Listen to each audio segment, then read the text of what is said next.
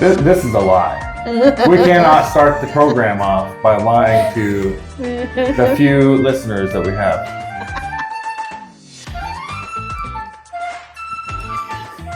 What was that? Was that Millie and Vanilli or whatever?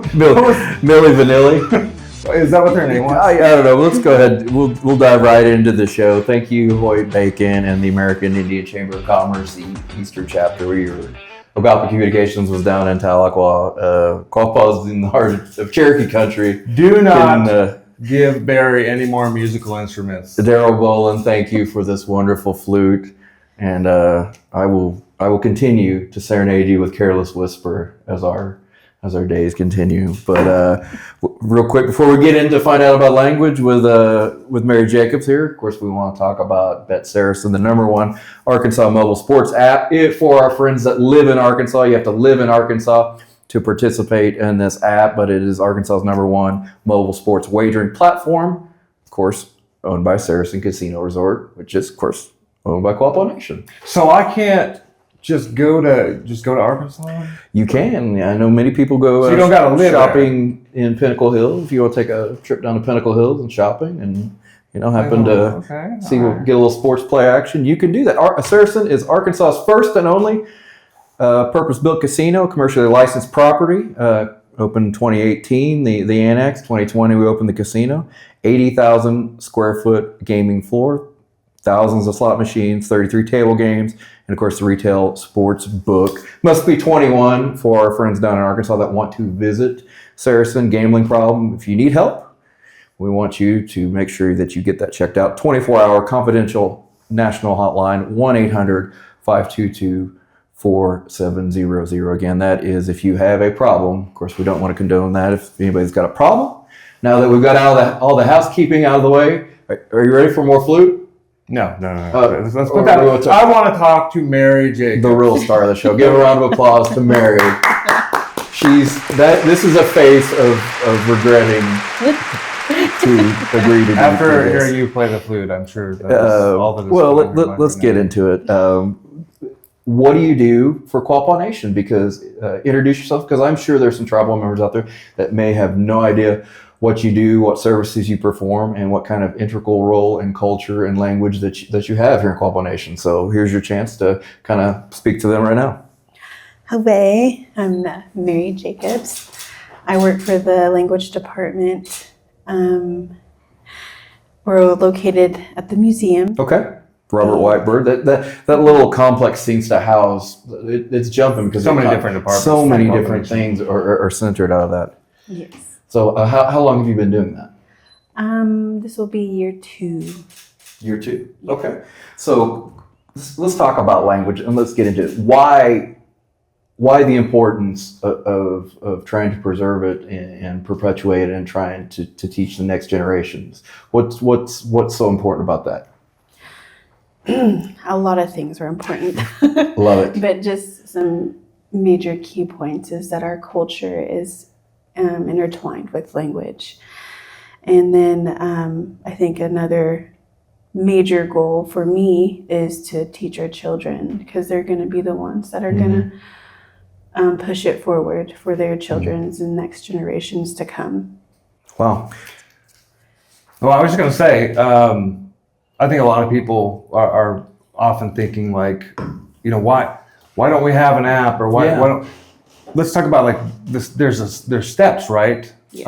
When you're trying to revitalize the language, that you can't just jump into an app. Like I think I've had the conversation with you before that you guys are actually working on a O-Gah-Pah dictionary right now. Is that right? Yes. Can you tell us a little bit about that? Yes. So Taya Deerdorf, she's my research and tech person, but that's not in her title. But she is working on a dictionary. Yet. Maybe after today. But she's working on the dictionary and getting it up and going, and she's found a program that actually will record and keep some of our recordings that we already have into the dictionary so that people can listen to it. And then I think there's another feature, can't remember what it is at this moment, but Tay can probably tell you. Well, there's clearly a lot to language, and I assume it's probably ever evolving. What you maybe thought was one word or pronounced one way. I'm sure things change and evolve over time. What does that look like for as far as the future? Do you anticipate being able to get a full dictionary and a full language app here in the next few years, or what in your mind is the future of language for Quapaw Nation? We're hoping to have our dictionary within, I want to say 2 more years. Wow. Okay. It depends on where Tay is at, but she's done a lot of work in it, and so I'm pretty excited. And she needs to be on here too. Okay. But she can tell you how far along she's come with the dictionary now with an app. That is after we finish our dictionary. Well, and why is the dictionary so important to get done before the app? I think that's kind of what people are asking. Well, because we need to have our words and our language in a proper order. That way we can go in and look for different sayings, different items that we might want to discuss. So like foods. I know there's an upcoming class that's involving sewing. So you'd just be able to go onto there and if I were to have anybody join our team, they wouldn't have to go through all the processes that we have to go through now to get to the word that we want. But I would like to have it finished, and we could also discuss words with our team. Yeah, and fluency is generational too, as well, right? How many generations do you think it would take to get to where we have some fluent speakers? Ooh, that's a good question, because I've thought about it. It really involves community. It really, that impact will help generate it and push it to its full capacity. But if you don't have that community source, then you're kind of staying stagnant and just trying to push a language out there that, we're trying to revitalize, but we really need the community to participate and not be afraid to speak it. And I think that's where a lot of people kind of hide behind, is that they're scared that they're going to say something wrong. But I'm like, go ahead and say it wrong. I mean, a lot of people's fears are public speaking, so imagine that compounded with a new language that you're not real sure about pronunciations and your confidence about. I imagine it compounds that effect. Is there a way that you kind of coach people up to talk to them? Like you're saying, it's okay. We all have trouble with this when we first start. I think the important part is just to get in there, right? Or is there any kind of special coaching techniques that you work with people? Seems like kids have no fear, right? Kids are just to jump in and and they learn a lot quicker. And they learn a lot quicker. Little sponges. But I mean, do you have any tips for somebody, or just have to get in there and screw up and do the reps and learn it? As I hear it a lot, you fall, and when you fall, you don't stay there. You need to get back up and try again. I kind of live by that, because I used to work in a school that spoke their language, and I had to learn it to teach it. Okay. And I was with 3-year-olds, maybe on up, and my experience is there's always that forgiveness. Yeah. And especially when your language has been taken from you for generations. Yeah. And so you have to take that in consideration, maybe even take pride in who you are, and just push forward and tell yourself, I can do this. I want to do this. And when you activate that in your brain will start to agree with you. So. Wow. So learning this language actually has effects, on confidence and things like that, far beyond reaching of just learning the language itself, right? Yeah. It's fascinating. So walk me through this. So there was a lexicon of Quapaw language that was put together in the 1800s, right? At the very beginning, right? Several hundred years ago. How much of that was correct, or how much of that was complete? From my own experience with our team, we go through some of the words that we already have, and we discuss it. And then with with help from our O-Gah-Pah relatives. Stop there. What is that? Because a lot of people hear about that conference, but they don't know what it is, and they don't know the many tribes that participate on that. So let's take a moment and break that down first before we continue. What is that event? The O-Gah-Pah conference is a conference where the Omaha, the Ponca, the Quapaw, the Wajaji, and the Kansa. Also known as Osage. Yes. As Osage, Yes. Sorry. No, we break everything down And here. Kong. Yeah. And where they all gather together and just tell our group of people what we're doing for language revitalization through our schools, through our communities, what works, what doesn't. It's basically educational and informative for all of those other tribes, and they can participate as well. And that's 3 days, and that's late summer. If you've never attended, I recommend you attend it because it is 3 days of just immersing yourself in wonderful people and wonderful classes and things like that. But back to what we're talking about. So you compare what you've already know and some of this lexicon, and you just try and build and maybe find out that some things that were documented weren't quite, the way they were, and changed up, and compare it to some of the other languages in the O-Gah-Pah family, right? To kind of compare. Yeah. So has there been anything, from your estimation, like how much has that helped, and how much have you been able to kind of piece together from what we had to now from that, as far as a complete language?